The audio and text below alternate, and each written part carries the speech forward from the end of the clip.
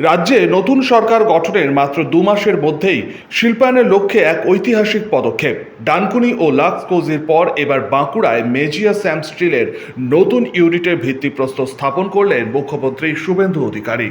রাজ্যে ব্যাপক বিনিয়োগ আকর্ষণ ও নতুন কর্মসংস্থানের বার্তা দিতেই এই মেগা অনুষ্ঠানের আয়োজন করা হয়।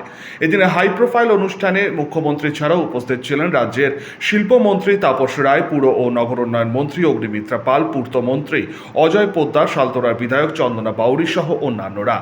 এই নতুন প্রকল্পে প্রায় 15,000 কোটি টাকার বিনিয়োগের পাশাপাশি কারখানা সম্পূর্ণরূপে চালু হলে প্রত্যক্ষ ও পরোক্ষভাবে মিলিয়ে প্রায় 20,000 মানুষের কর্মসংস্থানের সুযোগ হবে বলেই মনে করা হচ্ছে।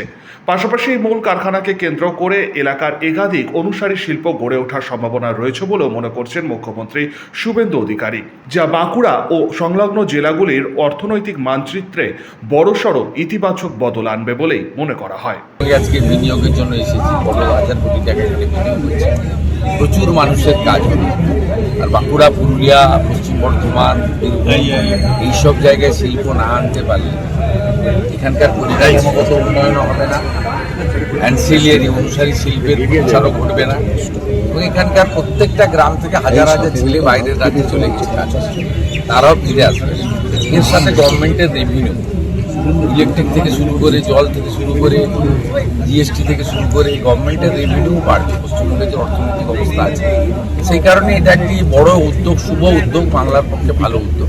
মোহাম্মদ শাহজাহান আনসারি, 99 নিউজ বাংলা, মেজিয়া। আপনারা দেখছেন 99 নিউজ বাংলা। বদলাবো আমরা।